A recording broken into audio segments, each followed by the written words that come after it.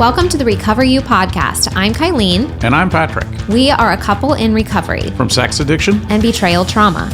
Together, we share our story to encourage you on your journey. It's here that we talk about sex addiction, betrayal trauma, mental, emotional, and physical health, faith, and anything and everything needed to recover you to your most authentic self that God created you to be. Hello, Kylene. Hi, Patrick. How are you today? I'm all right. You're not feeling great today? I'm pretty tired. Pretty tired. Mm-hmm. Yeah. We partied last night. Partied so hard. Yeah, we probably went to dinner around 3:45. And I think I was asleep by 8:45. But in that 5 hours, we raged. Yes. Yeah. Yeah. A very calm dinner with some cocktails. It was intense. Yeah, it was fun. It was fun. So no, we had a nice time. And so today we're gonna we've done a lot of different episodes through the years. How many years have we been doing this now? This is our third season. Third season. Wow. Mm-hmm. That's pretty cool. Yeah. That's pretty cool. It is interesting, just as an aside, I occasionally will be sitting there kind of journaling or whatever, and I'll be like, oh my gosh, it's almost been 5 years. I know. And it's just, it's kind of an interesting, takes you by surprise. It's weird because my brain's been stuck in the year 4 for so long. I'm like, oh, this is the 4th year. Oh no, but actually we're finishing our 5th years. When you come up to an anniversary that says 5 years, it means you've completed the 5 years. Right. And so for some in my head, I'm like, oh yeah, 4.5, 4. And I'm like, oh, we're wrapping up 5. Oh yeah. Yeah. It's crazy. It's crazy. Yeah. I mean, it feels good. To really think about the timing on healing and how long it takes. It does take a long time. It really does take a long time. There's always something to work on, But so today I'm going to ask Kylene some questions about betrayal. I'm in the hot seat. I'm going to ask why she likes. No, I'm not going to. This is going to be silly. A TV show that I'm watching or something? Yeah. Why does she binge watch TV shows? What is it about TikTok? Why am I tired all the time? Yeah. Why is she tired all the time? No, I'm gonna ask some questions, and hopefully it will shed some light for maybe some validation for the betrayed, and maybe some perspective for the addicted. Because this is I think what we'd like. We're talking about 5 years. What I think all of us desire this discovery, disclosure, 10 weeks of conquer, boom, done. We're all back to going to the beach together and it's fine. I think we all desire that. And that's really okay that we kind of want to microwave our way to success or microwave our way to healing. But, this, much like most things in life, takes time.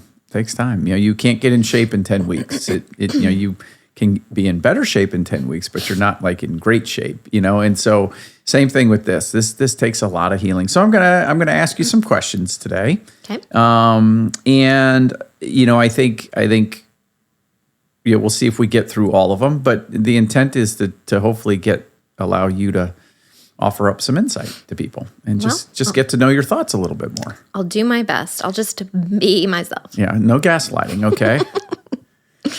Answering questions about myself, I'm going to gaslight myself. Okay. So I'll do my best. I think I think if you could, and I know you've talked about this before, but what was it like that maybe before the full truth came out, and then as the truth came out, what was going through your head? What were you feeling? Talk through that a little bit. Tell us what was happening inside. Day one? Yeah, day one, maybe day one through the end of week 1. That's very different. So day one, when I started asking questions and you denied them, I had zero reason to doubt you. There was nothing that I viewed as a crack in our relationship. We'd had conversations about pornography. I think even fairly shortly before that, had conversations around masturbation. And I was like, how frequently do you do it? And you gave me one answer. And in my mind, I was like, oh, that's a lot, but it was way less than what was actually happening. And of course, I wasn't also associating it with porn. So I went into this thinking we had one kind of relationship. But the first day you were lying, and I didn't have any reason not to believe you. other than some of the things ultimately didn't line up. And I was really pulling on the thread like, well, this doesn't make sense. And if this doesn't make sense, then we have to pursue it. And I want to see something through until it makes sense.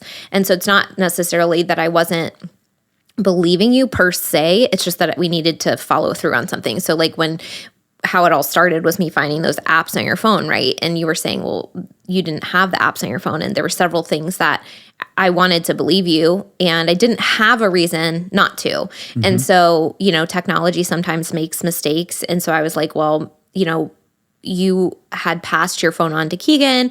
And so in my mind, I was like, well, did Keegan's, because sometimes you would get each other's text messages, or there's a little bit of cross that would happen, a little bit of overlap.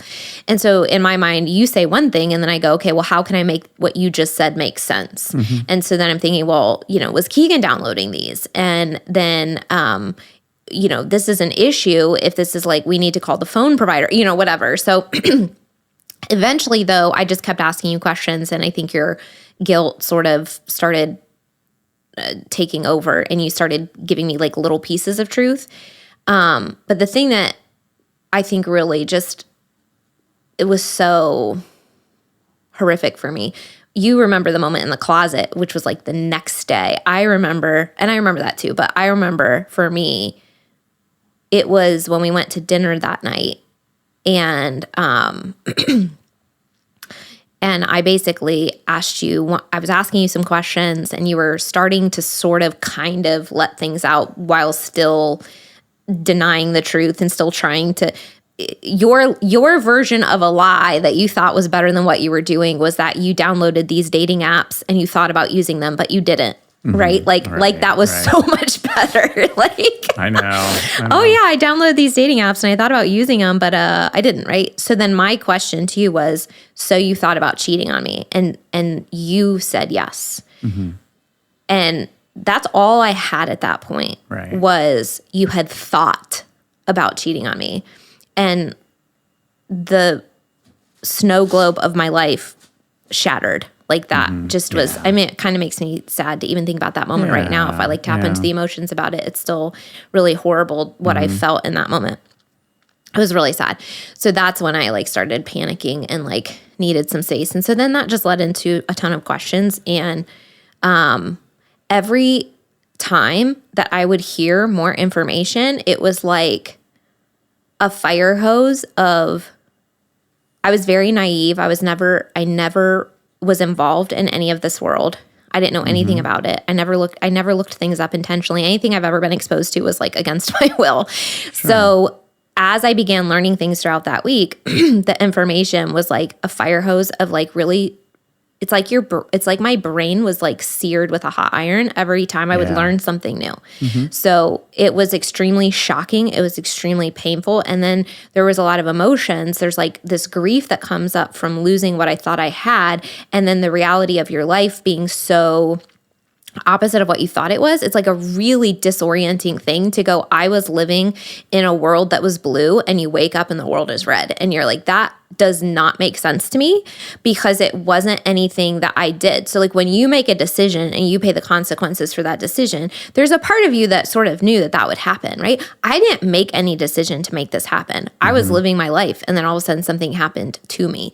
Right, and so it was really, it was all of the things. It made you want to vomit. It made you sad. It made, it was just a lot of shock. I had no idea what was happening. It was very disorienting for me. What, was there anything in that first week that you felt like you could hold on to? Was there anything that felt stable in that moment? Stable? No. One thing I could hold on to, I think, was, Cocoa bean. Yeah. One thing I could hold on to was, I think that within 24 hours, you started telling the truth in a way that I could tell that you were extremely distraught. So it's not just that I kept asking questions and then you would, say yes or no. It's that you eventually, with two separate incidences, came and began confessing voluntarily. And the emotion with which you were doing that, I could tell was so deep and so sincere. I could tell that you were in a life crisis. Mm-hmm. That helped me because, well, probably because I could just tell it wasn't, you weren't in denial or anymore, or it wasn't about me. Like, I could just tell you were really, really struggling. So I think that in a weird way helped me a little bit. Okay. If that makes sense. Yeah. No, it does. And it's like, the one thing you talked about emotions, the one thing that I was always interested is I felt like you expressed all the emotions. I think there was anger, there was rage, there was sadness. I don't know if I ever felt rage. I felt like it was rage. Really? I don't know if I ever felt rage, honestly. I don't know if I ever got to a 10 out of 10 on that. Anger, yes. Yeah. Frustration, hurt. I think the majority of it was pain. Yeah. I mean, I don't know. I would argue smashing the laptop. There was probably rage honestly, there to be honest, no. That was not a rage-filled moment. Mm-hmm. I was very angry. I was very upset. But I wasn't like seeing red. That was not, I was in full capacity. Yeah. Yeah. No, I mean, how did you feel? Did the emotions just come naturally to you? Like, did they flow? Did you feel like how did you feel? Like, were you afraid to express those emotions? Like, no, it is a little bit of my personality that I'm a little bit, I'm an open book. You're pretty much going to know what I'm thinking and feeling. Now the difference is who I'm with, how that's received. Mm-hmm. So I will be myself. That's not really like my struggle. Sure. I will, if I'm sad, I'm sad. If I'm angry, I'm angry. Mm-hmm. But there was an extreme difference between my first marriage where that was not received well, and he couldn't take responsibility, he couldn't take ownership, and his responses to my emotions would exacerbate and increase the conflict. The difference was you provided safety for me to express them in safe ways. So you basically showed up once everything started coming out. You were like, "Yep, why wouldn't you feel that way?" Yeah, and so that was helpful for sure. I know for me it was, and also I did have a little bit of, in my mind, like I do have limits, right? So there wasn't, I would yell at you. I would express anger, but of course, just like we talked about in the anger episodes, like I knew what the limits were with that. Mm-hmm. Like I wasn't going to, kick the wall, for example, or, whatever. And not necessarily that I wanted to, but. It's funny because I wrote down a funny question down here at the bottom, and it was, did you want to hit me with a mace, punch me in the face, or kick me in the balls? Oh, yeah. Yeah, all of the above, right? Sure. Right. But you on knew, the regular. You knew that was a limit. Yeah, of course I wasn't going to. Yeah. It's because we didn't have a mace. Probably. Yeah, right. No, I mean, I never hit you. Yeah, right. I never hit you. Mm-hmm. Yeah. Yeah. I know, but see, that's the thing. In my previous relationship, I can remember a situation where I was very upset about something. I can't remember what it was, but I was crying. I was crying really hard. I was extremely upset. And he was like blocking the door so that I couldn't get out of the room that I was in. And I remember kind of like hitting on him a little bit, like trying to get out of the room and stuff like that. So again, the responses, when there's safety involved, there's boundaries that can be kept. When there's lack of safety, it escalates the emotion further. And the higher the emotion escalates because there's lack of safety, the more those boundaries are likely to get crossed in some way. Mm-hmm. And because when people feel stuck and scared, your emotions go through the roof. So I do think that's important, is when we can be angry, and that's very, very healthy. When it can be received in a way that says, yeah, there's a reason you're angry and I respect that because I did this to you. Mm-hmm. That's tremendously helpful. Well, I think too, for me, what I was going to say, for me, what was really important is feedback on what was happening. So I would get instant feedback on maybe something I was doing in the course of trying to get through this process. And I always talk, like, I think... You mean by my emotions? Yeah, no, by your emotions. So like you never had to guess. No, but it was helpful. So, here was a good one. It's like, and I was deeply ashamed. I was very ashamed of what I had done and how I had hurt you. And I would drop my head and you were like, cut it out. You know what I mean? So it was like, And I took that feedback and I was like, I'm glad that you had said that, because like I wanted to be in those conversations in a helpful way as best I could, understanding the nature of the situation. But I didn't want to be mopey. I wanted to take responsibility. I really wanted to do that, but it was like, that was not helpful. That was annoying to you. And, it wasn't, because it wasn't, you needed me to be, you need, and I've used this with some of the men, is like, look her in the face, be the person that stands there and gets dressed down over your behavior and doesn't wilt. Yeah. You know what I mean? I needed the space because, like I said, I woke up one morning thinking we had the most magical relationship in the world and that everything was fine. And then by the next day, within 24 hours, my entire life was in, tatters. Like I didn't know what direction was up. I didn't know how I could trust you or who you were. And that's going to bring up some fear. That's going to bring up a lot of emotions. And you did that to me. Right. So for me not to be able to express that, and for you, like if you had any other response other than, yep, I did this to you, it would not have gone well. Yeah. What were some of the, maybe some different things that surprised you, through the things? Let's say, maybe a feeling of seeking out, maybe there was in light of me having done this to you, what were your feelings towards me as like a human being? And then what were you going through, like that sense of needing validation or that changed a lot throughout the years. Yeah. Can you walk through that a little bit? Those are two different things. So I can answer the first one really quickly. Sure. There was never a point in here where I didn't like you as a human being. Okay.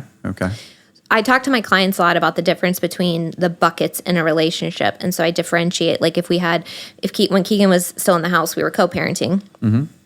He's not, well, we're still co-parenting, but that's more of a priority when people have, kids in the house, right? And then you have the friendship bucket, and then you have the spouse bucket. My friendship bucket with you was never threatened. Right. I still believe to this day, if we ever got divorced, I was like, I would still want to be friends with you. I can't, It would be such a bizarre scenario that would, I think, changed my mind on that. But so I've never not liked you as a human. I've always thought you were a really good human. And I think to that point, part of the reason that I was able to maintain that is because of the duress that I saw that you were under. I was able to see very early on the sincerity with which you hated the behavior and wanted it out of your life, and how much it was causing you pain. So that, if I did not see that, again, if there was defensiveness or if there was lack of like understanding of how bad this was, I don't know that we would be here. But because I could see that it was horrible for you, then that was really helpful for me. The second part of the question was, like me needing affirmation throughout the process. You're kind of getting into like, did I want affirmation outside of you? Right. Yes. Yeah, totally. So I like affirmation. I like feeling seen. I mean, who doesn't, honestly? But normally in a healthy relationship, like when the relationship is really, really healthy, you sort of just you fill each other's buckets in that area, right? Any infidelity of any kind is going to make the betrayed partner feel not seen, not chosen, not valuable. So there was a lot of complex, very difficult emotions for me, because on one hand, I wanted you to see me, and I would ask you this all the time. I would be like, if I went into that world, would I make money? Because I wanted to feel pretty. I wanted to feel like I compared. I wanted to feel like, not that I wanted to do any of that, but just whatever you were looking at, like on a physical level, was I attractive, right? So there was like that part of it that was really, really hard. So on one hand, I wanted to feel very attractive to you. On the other hand, I did not feel safe opening up physically to you for a really long time, because I felt so betrayed in that area. I was like, you were looking at other people's bodies. You were saying things to them that you should only have been saying to me. You were thinking and engaging with other human beings in a way that took away from our relationship. And as much as the addict will always say, it's not about the sexual part, it's not about the women or what they look like, or it's not about sex at all, it's about all these other things. And we say that on this podcast too. And I agree with that. And I logically know that, right? But from the betrayed partner side, that it's like, okay, great, I can know that logically, but you have to know that in my soul, that feels like you liked that person more than me. And that you were taking energy away from me and putting it towards that person. And to us, that means something, whether or not it meant something to you, right? So I was really, I struggled with that for a long time, in a lot of different ways. So throughout the years that shifted where like we started creating safety physically again, we started connecting and sort of building that relationship back in a really, really, really baby step safe way for a lot of different reasons, my own past trauma included. But yeah, I think years into it, there were phases where I was like, man, I would really like to go out and get hit on. I would really like for somebody to tell me I'm pretty. I would really like to be in the position where I have to say no because somebody wants me. Like that's what I wanted. Like I wanted attention and to feel seen and to feel pretty. And I just, I think in a lot of ways that feels taken from you. And then you question that about yourself. And then, you want it from your partner, but at the same time, you're like, you want validation externally that it's real. I don't know if that makes sense, but. Yeah, I remember through a lot of that. It was really hard for me because you'd be like, hey, what was it? We'd be getting ready for church in the morning or whatever. And I'd be sitting there and be like, okay, I got to make sure that I say she looks really pretty when she comes out. And then, I don't know, the cat would puke on the floor or something like that. And then I'd like reach down to like clean up the cat puke and you would have walked out. And then you were like, what, you don't think I'm pretty? I'm like, ah. No, that didn't happen very much. But there was a lot of there was a lot of insecurity around it. Like I would come out. And the thing is, like, I didn't even know how to give you the right answer because that's good. Yeah, I didn't know how to tell you how to make me feel better about that because I wanted to feel pretty, but I also felt violated when you found me pretty. So like I walked through the world probably the first year of recovery, feeling like people were looking at me in a sexual way. It's so the dichotomy here is really messed up. I assumed that people were viewing me in a sexual way because when we started, I had all this trauma from the images that were in my mind from what I had been learning, and then learning all the percentages and how prevalent porn and how men constantly are objectifying women in the real world. All this stuff was like super horrifying to me. And so then I walked through the world being like, well, of course I have to be objectified by people. Like there's something that's happening anywhere I go, right? And so that was extremely violating to me. It felt unsafe being in the world.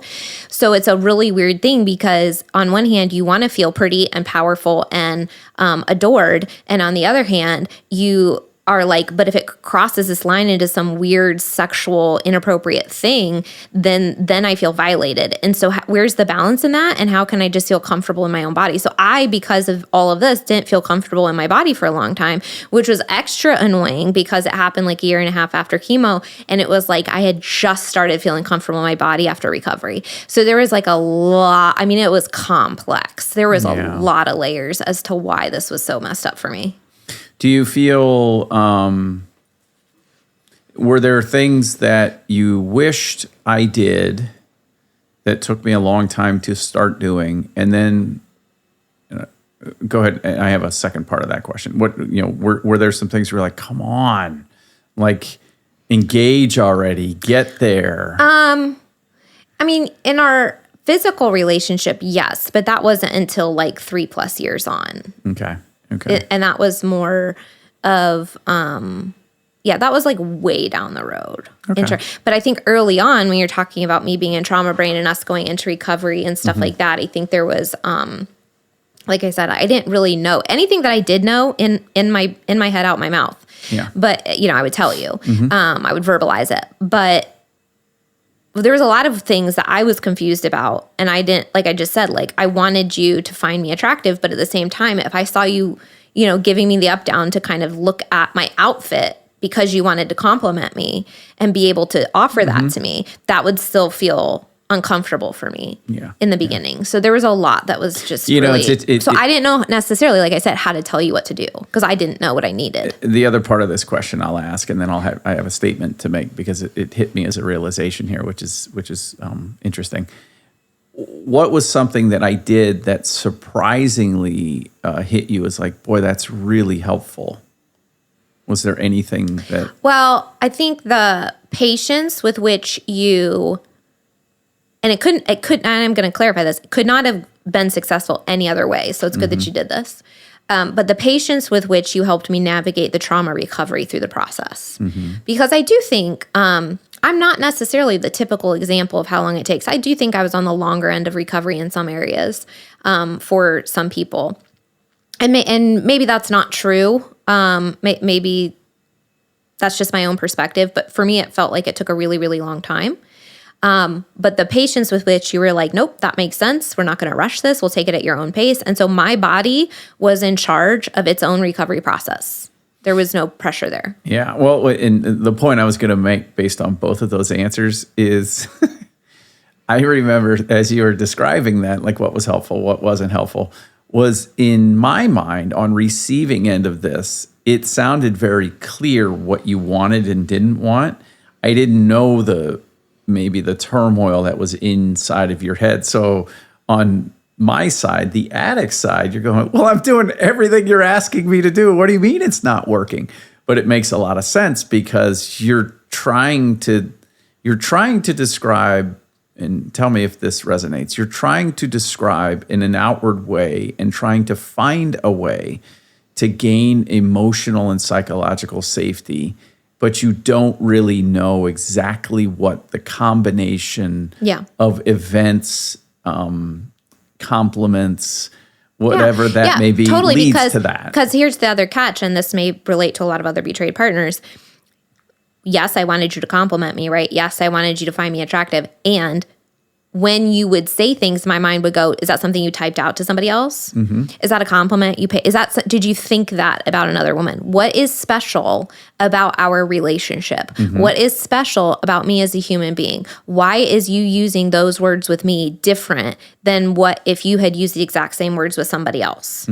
And so, you know, when you have a long-term intimate partnership with somebody, you want it to feel like there's something special and unique about that. Right. And that part of it felt completely destroyed. So you're right. I was trying to figure out, I didn't know what were the magic combination of words, and there weren't any to answer that question here in case somebody is wondering. There were no magical words. It was the time combined with what you just said, the physical, mental, and psychological safety, and the patience with we were very intentional when wounds would come up. We were very intentional with me recognizing my trauma and saying, okay, I have to address this with intentionality and forward movement, but very slowly.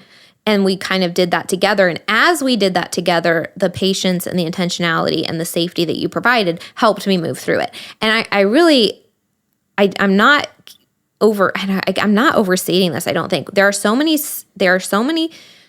steps throughout this process where had you not showed up that way for me, I don't think we would be here. Like, you had to do that for me to feel safe. And if I had gone 3 years and then you did something that made me feel unsafe, like I couldn't be sitting here. I just couldn't do it because I was so hard and so deep and so painful for so long that if you had, like, for example, relapsed or, you know, taken some sort of safety away from me so many years in and I had made that much progress, I physically could not do it again. I would have a mental breakdown. I could not do it again. Trying to do it again would give me a mental breakdown.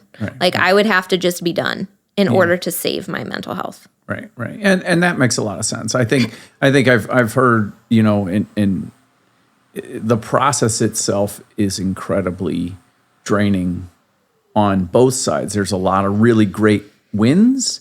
And then there's some things that are just like, boy, this is excruciating. Yeah. You know what I mean? On both sides. And so, addiction recovery is not a pleasant thing every single day. It's not. And betrayal recovery. Partially because you're having to, if you're reconciling, right? You're over there having to navigate my trauma. Right. But, you know, it's interesting. It's like, I think this point needs to continue to be driven home is, I did what she asked me to do and she's still mad. Yes. Because it's not a checklist. It is a feeling. The checklist helps with the feeling. You know what I mean? As far as like not relapsing it's really and checking in and all those things. Do the things, but Right. then also it takes so much time. Yeah. And I don't think we understand that until we go through it, and maybe saying it out loud will be helpful for people going through it. And that is that, any timeline we have in our head, delete it, because your body is going to tell you the timeline. Right. And so what we want to do is respect that through the process and honor what our body is saying it needs. And then sometimes it will be frustrating because you're like, I just don't know, but maybe it just needs more time. But it is the checklist and the doing plus patience and consistency. It's the consistency that allows time to pass, and enough time passing with deep safety, without a lot of interruptions to that safety, is what ultimately allows a partner to move towards healing. What was something that maybe you learned about yourself that you didn't know, or discovered about yourself that you didn't know through this process, or that you were unaware of, that kind of came out through this process? It might be a little bit of a putting you on the spot question. Yeah, that question's kind of hard for me. I don't really know how to answer that. Yeah. Well, actually, this is going to sound really, I don't want this to sound self-serving or anything, but I've never viewed myself as a patient person. I'm very impatient. The level of patience I had to tolerate this process surprised me.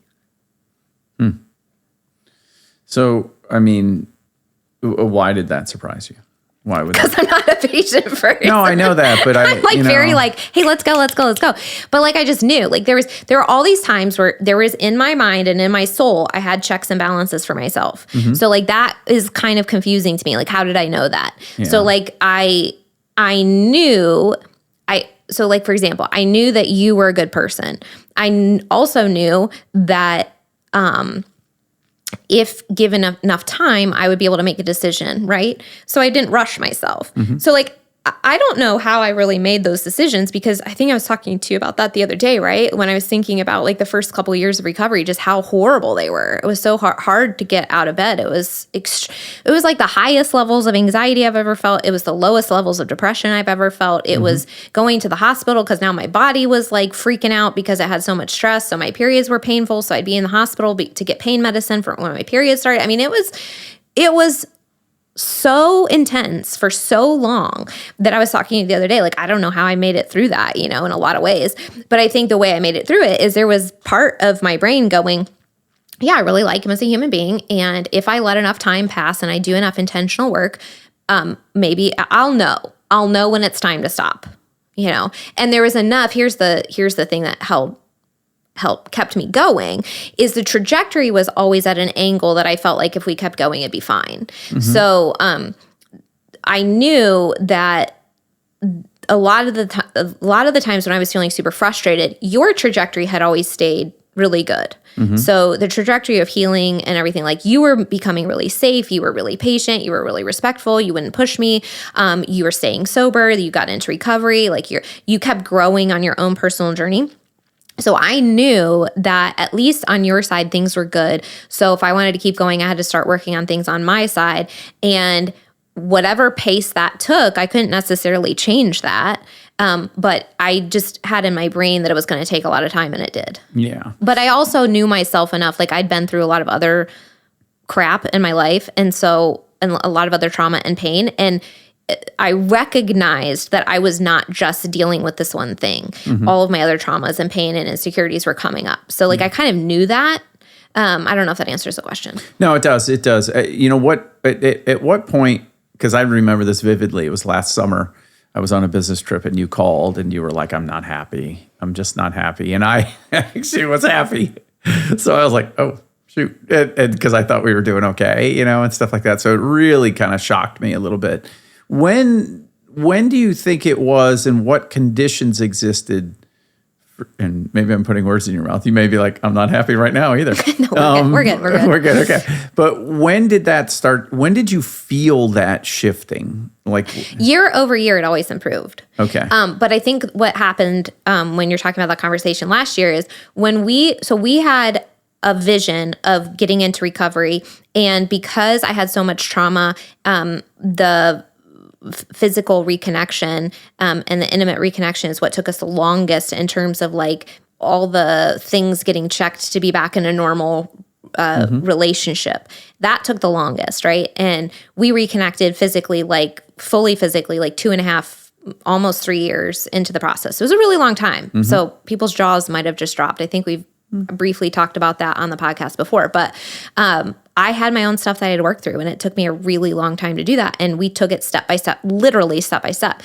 And I'm not ashamed about that. I think that's exactly what had to happen for it to be safe for me. What happened after that was when we finally hit this pinnacle of, hey, I think we've done all the quote unquote healing things. Like we've both like hit all these milestones that I always knew for years. I was like, oh, there's another thing that I have to overcome. That's what this is. And I'm going to face it. And this is how we're going to do it. And we're just going to take our time with it. And then after we do that one, I'd be like, okay, here's the next step. And after that, I'd be like, okay, here's the next. Like I knew what my next pain point was to address for years. After we got to a certain point, I was like, now what? Yeah. And things still aren't exactly relationally where I want them to be. And that's not clear to me what my next milestone is. So then I felt a little lost and a little disappointed that like the recovery journey, you get to the top of the mountain and all of a sudden the view is not as good as you thought it was, right? So I was a little disappointed. But again, the trajectory was always good enough that I was like, okay, I think if we just keep working on it. Now, what is that? What is that? What is that? Right? And so I would keep digging. And so I think when that conversation last year, I was like, hey, it's amazing how far we've come, but like there's something that's like we're not connecting in a way that makes me feel good. And I also think because of the pain that it took to get here, my standard of like feeling connected to you is like really high. Like I need to feel safe and connected and like we are happy and engaged and like this is a good life that we're creating. Otherwise, what's the point of all this stuff that we've gone through, right? So what I was communicating last year was like, we cannot just set this aside. We have to figure out how we can continue leaning in towards each other in a way that feels connected and exciting and interesting and new. Because if that's not happening, it's going to be way too easy for me to feel negative emotions. You mentioned something there, and it may sound very simple to categorize this, but you're kind of indicating a little bit of like the desire to connect physically or sexually, but it just wasn't there. And it's kind of like what do they call it? Hyposexuality. Did you ever feel hypersexuality? Were you ever like looking at me and like the first week or two? Really? A little bit. Really? But again, I had that check and balance in my brain, which is super bizarre. Yeah. I don't know why that check and balance like exists in my brain. But for me, it was like week one. It was kind of the same thing of where I was like, you really, really hurt me, but also you're the person to comfort me. So like, I want you to sleep in the room, but even though I probably wanted you to sleep in the bed, I was like, but you shouldn't sleep in the bed. Cause in my brain, there was like that check and balance of like, you just hurt me. So like, you're going to sleep on the floor. So same thing. Like I was flooded with these images because of what you were describing to me. And I'm a human being. And so even though my brain was the one creating the images, like it was arousing to some extent, right? And then there's also the feeling of rejection and wanting to feel close to you. And so the body's natural instinct to both of those things is, well, let's connect sexually, right? And so I can feel wanted, I can feel valued, I can feel beautiful, and also whatever. My chemicals are all heightened because my stress chemicals were through the roof. Yeah. So it's a really normal response, but one that I was like, for me, I felt like I felt like I'd regret it or that wouldn't be the right decision. So I just sort of kept myself from that. And then it flipped into hypo and I was like, oh, that's easy. Well, and I think by that point, within those first 2 weeks, we had decided to do the 90 days. The 90 days of celibacy. And so, I was excited to achieve that because I was like, I really, really want to do that. We connected in other ways. We did. But it was, Yeah. we kind of put it on the table in a significant way for a while. And I know you've alluded to this a little bit, but I want to make sure it's a specific question. What post-discovery behaviors from me were the most helpful and which ones were? Okay. The number one thing that you did that was helpful was be non-reactive. So like What do you mean? when Can you were give an example? yeah, when you were talking in the beginning about me having the safety to express my emotions, you just wouldn't react in terms of like getting escalated in any way. So if I was mad at you, and you were like, yep, I get it. And you would just listen to me being mad at you. Or you'd say, I did that. I created that. And you have every right to feel that way. Or you'd be sad about it because you'd be internalizing the reality of what you'd done. Right. And so, as opposed to, again, like if I look at my other relationship, right, if I was trying to express something and then there was escalation or deflection or blame or shifting or I can't accept the responsibility here or whatever it was. So those, like your ability to withstand the storm, so to speak, was very, very helpful. I think the second piece that was like extremely helpful would have been seeing you get into sobriety, seeing it be so sincere. You were so excited and so happy about learning these tools and you felt so good. On the flip side, the annoying piece of that was you whistling in the kitchen 2 weeks. Yeah. So I was like, you were whistling, you're so happy about sobriety. And I was like, you're not allowed to whistle in this house.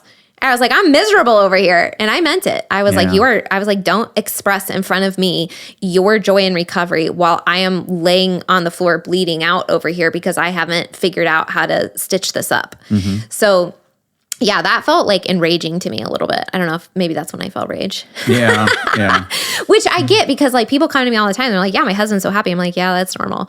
But I do, again, there's a respect boundary there of like, go be happy with your sobriety partners. Don't come home and be like, I'm so happy. Like I needed to know that you were feeling good, but don't rub it in my face because your happiness now is at the expense of my entire life being destroyed. So like that feels insulting. But in the friend bucket, I'm happy for you. I'm glad you're in sobriety. I'm like happy that you're happy. But like on the spousal part, like your happiness came at my expense. So what do you if you were to say, hey, here are some 3 things I really want the addict to know, post About our experience? Yeah. Or how the betrayed is feeling or please do these 3 things or do this one thing and don't do these 5 things or whatever. Like, well, I think the first thing is understand the level of trauma. Okay. Whether somebody looks fine or not, they're not. Yeah. So there are some people that will look fine because they are engaging in a coping mechanism. Maybe they don't feel safe to express anger. Maybe that's because you don't have a healthy response, or maybe that's because they deeply believe that anger is a bad thing. But whether somebody is looking like they're handling things well or not, I guarantee you they are not. Inside, they are dying. They are dying. And you have to create a way. I was going to mention this in one of the other things that we were talking about earlier. One of the things that allowed, like that conversation we had last year, one of the reasons we could always overcome those is because I verbalized it and then we had a conversation about it. So when you feel things and you're not verbalizing them to your partner bidirectionally, that is like the death of intimacy. It is the death of intimacy. It can feel so scary to say what I said to you last year, which is we can't keep going where we are at right now. I'm not feeling good about where we're at. That can feel so scary because it sounds like you're threatening separation or divorce. What you're really doing is it's a bid for connection. You're asking for more intimacy. You're asking to feel seen and heard. And so throughout this process, from day one through years later, there should be a progression of vulnerability in that area. And so if your partner regardless of how they appear externally after discovering this, they're not okay. They are not okay. You have to understand the level of trauma. And if they are not experiencing something like legit, they're like, yeah, it doesn't bother me. They may not have all the information. So I would check on the level of honesty you've given them. But yeah, I would say understanding that it's a trauma is going to be crucially important because if you don't really get that, if you do not absorb that and understand that, you're not going to be able to show up for them in a way that allows them to actually move forward in a healthy, vulnerable way with you. Yeah. So that's like super important. I think the other thing is really understanding that because you are in a relationship with someone, your level of healing directly impacts your partner. So I tell this to betrayed partners all the time. You can do a lot of individual healing on yourself, But because you are married to someone and choosing to stay in that relationship, your healing is tethered to that person. So you can only do so much before, if they choose not to heal, they're pulling you down. So what I'm saying to the addict here is your partner cannot really deeply, truly, fully 100% heal until you get solid in sobriety, ownership, and empathy. You have to be solid in those things. You've got to get into sobriety to create some stability in their life. You have to own what you've done, that it was your choice, your behaviors, and that you're working on it, and you own what you've done to that person. Even what, you didn't mean to hurt them, but you did. You have to own that. That's right. And then you have to have empathy for the pain that they're now going through. It is unbelievably disorienting. It is unbelievably disorienting. And I am a very strong, capable person, and this put me on the floor for a long time. So I think that's really important for an addict to know, that you have to get into sobriety, ownership, and empathy in order for your partner to heal. That's really, really important. And then another thing that I'd love for them to know is that our betrayed partners really, these are the pain points that I see repeat over and over again, is that our needs, especially after betrayal, is to feel seen, chosen, and prioritized. So that's really important to understand, because if you're going to help your partner heal, you really, really need to make them feel seen and chosen and super prioritized. They need to be the number one thing outside of recovery on your mind at all times. How is my partner going to think about this? How is she going to feel about this? What would help her feel safe? I cannot tell you how many times seemingly small things, like saying I'm going to come home from work and then stopping somewhere in between work and home without telling her, will set someone back. Because you have to understand that your betrayal has taken all of the trust investment out of your relationship. So you have to build that up one day at a time, one moment at a time, one text, one conversation at a time. And so to feel seen, to feel chosen, to feel prioritized, that means we're on your mind. You're participating in the healing process. You're working on your own stuff and thinking about how it impacts us. And I cannot tell you the difference when I see that that's happening in relationships versus when it's like, well, to your point, I'm checking all the boxes. Yeah, but are you making her feel prioritized? Because if you're not, this will not go well for you. That is an extremely common pain point for betrayed partners, to not feel prioritized. Right. So again, that's another reason why, I think we were able to continue moving forward, even when I would be sad or when I'd have a trauma flare, or when I'd have a memory, is that you would always be proactive, always. So I knew on your side, things were stable. I just needed to continue working through the traumatic healing myself. What I was going to say there is the addict needs to recognize that it's infinitely better to say, hey, I thought this through and here's some information, than to say, I answered all your questions. So there's a big difference there. And that's kind of what you're highlighting is hey, when you part of the joy of healing, and we've talked about this, is you start to develop greater emotional intelligence, which coupled with that is empathy. And so you start to say, hey, how would my spouse take this in light of everything that's happened if I did this? And it's not just the really, really bad behavior. It's the oh man, this may not go over well. This may lead to some. So think that through a little bit. I think what you're saying. So yeah, cliche as it sounds, put yourself in their shoes. You may be so overcome with your addiction or so excited in your recovery, and okay, again, support groups and therapists, but you've just taken the kitchen knife and stabbed your wife 50 times. Are you going to help her heal from that? Yeah. Think of something that makes sense to you in terms of trauma, PTSD, wartime, bombings, stabbings, something that makes sense to you in terms of what trauma is. That is what is happening to your partner because of your choices. If you cannot get to a place where you understand that, it's not going to go well. Right. The sooner you can get to a place where you take ownership of that and then help her and know that does not happen quickly, the better it's going to go relationally. The last thing I think, you're asking, what I would want addicts to know is that please recognize that every day that your partner is there is them working on this relationship.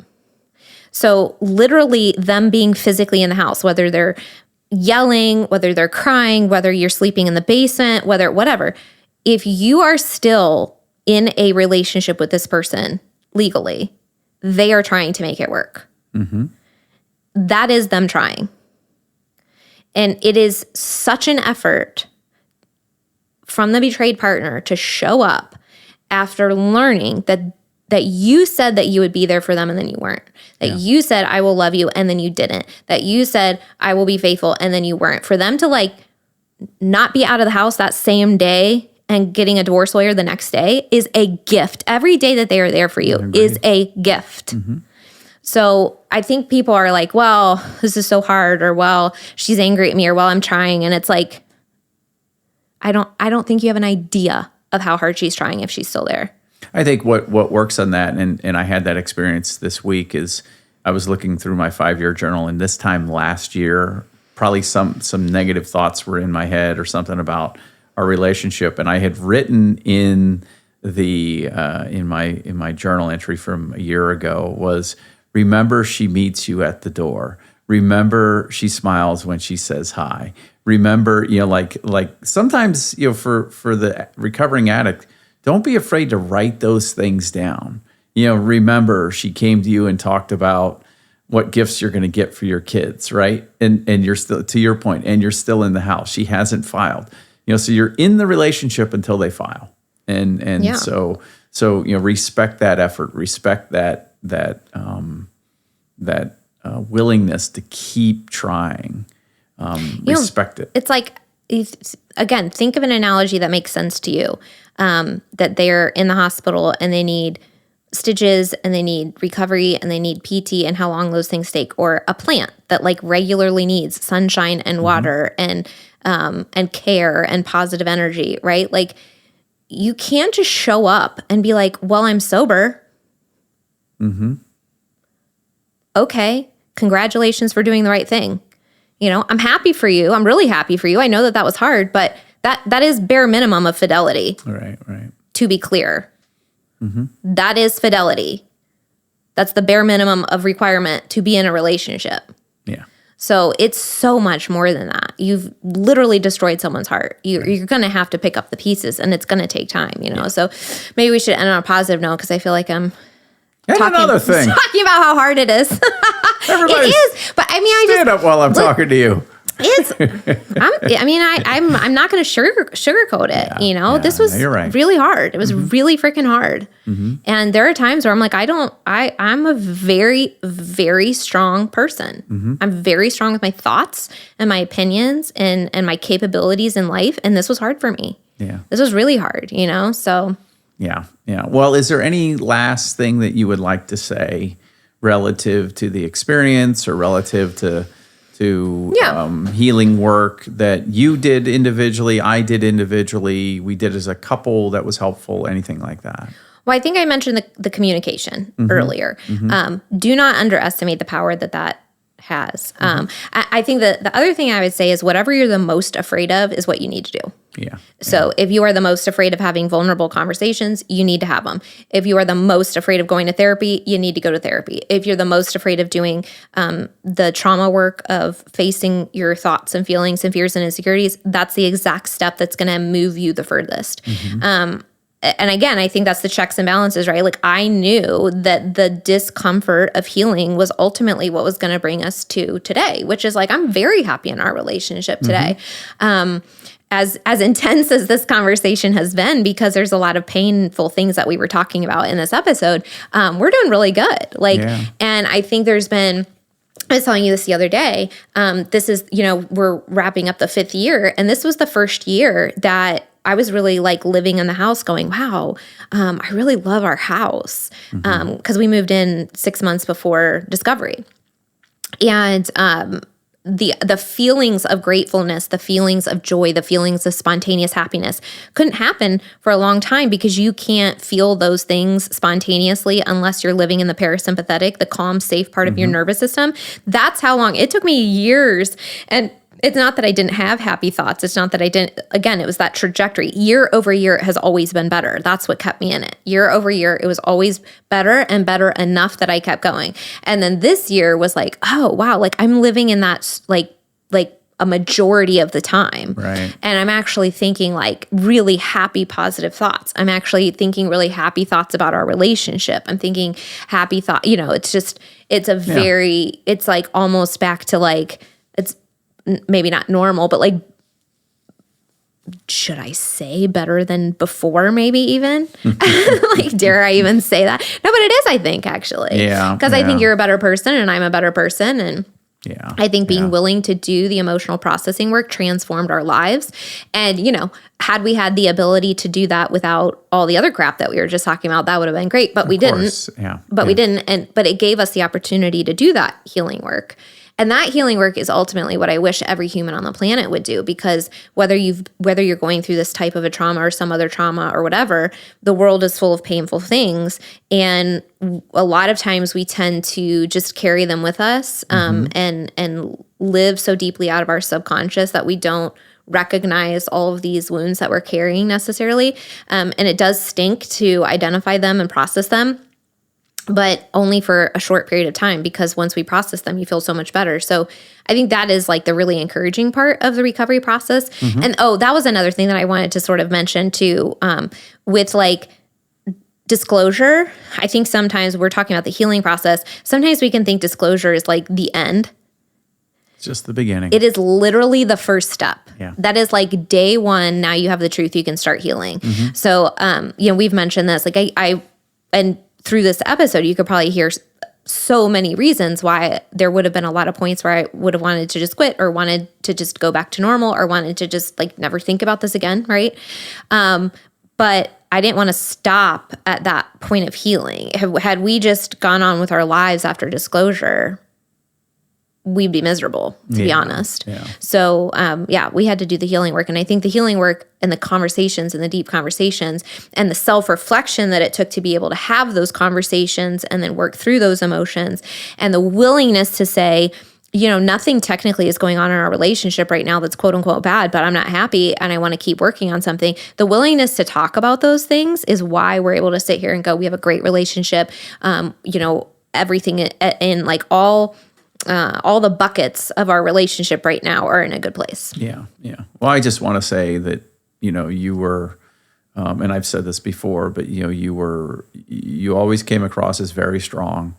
There was, which helped me as I move forward. There were obviously moments of deep vulnerability and tears and anger and all of those things. But I read something the other day that it was essentially like you don't heal until you really start to experience the full breadth of things. And I think as the addict, it was important for me to understand the devastation, understand why it made you so angry, understand. Like I knew that conceptually that that's what would happen, but seeing that on a daily basis, I think while hard, it was very important for me to do that. So I wanted to thank you for doing that and for, always pushing us forward. I mean, obviously, my own view of relationship was probably stunted, you know what I mean? So, you saying, no, I want to be better than we are now. And I was like, well, I think we're good enough, you know what I mean? And think about where we were when you thought we were good enough and think about where we are now. Yeah. How do you feel about that? Oh, I mean, it's light years ahead. It's light years ahead. So. And that's like, that's not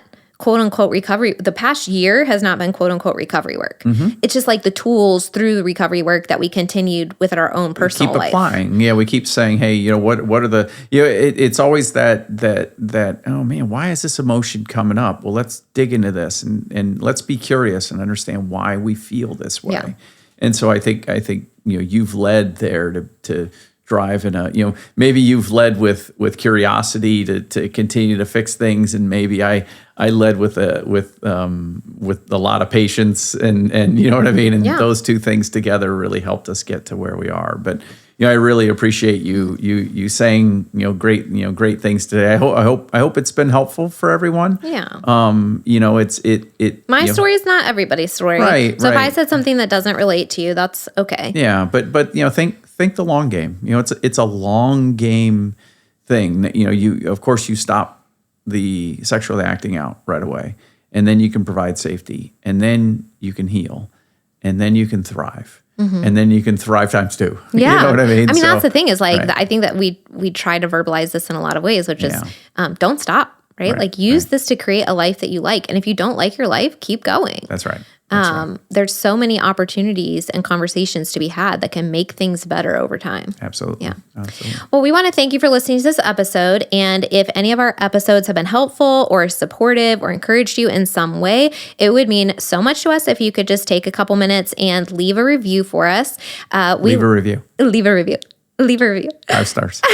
5 stars, and give us some comments about, what it is that you enjoy about this podcast. That would just mean so much to us.